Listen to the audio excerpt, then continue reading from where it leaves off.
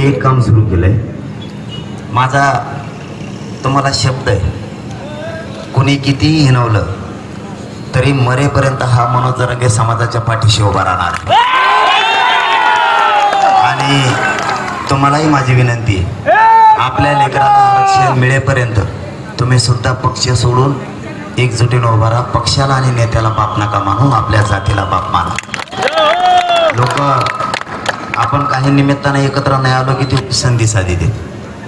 तुम्हाला समाजासाठी माझे हात जोडून विनंती आहे, सगळे सातारकडे चला, मागं थांबू नका. एक दिवस काम सोडल्याने काय होणार नाही, पण लोकांना बोलायला जागा ठेवू नका की मराठी एक येत नाही ते बोलायला जागा ठेवू नका. कारण मी आपल्या समाजाने आपल्या समाजाचे लेकरं मोठं करण्यासाठी झुंजतोय आणि झुंज वायाला जाऊ द्यायचे नाही. लढून जिंकायचं आहे आपल्याला. सगळे कामं सोडत चलत जा. एकमेकाने एकमेकाच्या पाहुण्यांना फोन करा, मित्राला फोन करा, पण मराठ्यांची एकजूट नाही हा संदेश जाऊ देऊ नका. माझी एवढीच तुम्हाला हात जोडून विनंती. आणि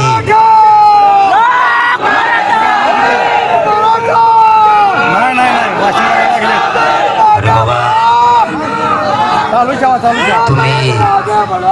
तुम्ही साथ येत म्हणून तर मी लढतो ना. तुम्ही त्याची काळजी करू नका. मला 10 लोक असले आणि 10 लाख बी असले, कारण मी काय श्रीमंत घराण्यातला सोन्याचा काय म्हणते त्याला चमचा घेऊन मी जन्माला नाही आलं. हा, मी बांधावर भाकर खाणारा मराठा आहे. मी किती लोक असले का नसले, मला लोक बघायची सवय नाही. मला त्यांच्यातली निष्ठा बघायची सवय आहे आणि त्यांच्यातला आक्रोश आणि त्यांच्यावर होणारा अन्याय बघण्याची सवय आहे. तेव्हा अन्याय बंद करायचा. माझे हात जोडून विनंती आहे तुम्हाला की एकजूट दाखवत चला. आणि 29 तारखेला सगळ्यांनी 29 तारखेला अंतरवलेले होऊन जाऊ द्या. एकदा आता पाडायचे का उभा करायचे, हो द्या पाडापाडी.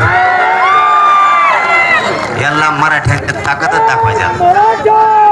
यांना आता मराठ्यांची ताकद दाखवायची म्हणजे दाखवायची. आपलं बी काय रक्त आहे ना छत्रपतींच्या विचाराचं, एकदा यांची जिरवायची. बघूच यांच्यात किती दम आहे. मराठ्यात दम आहे का यांच्यात दम आहे, एकदा दाखवायचं.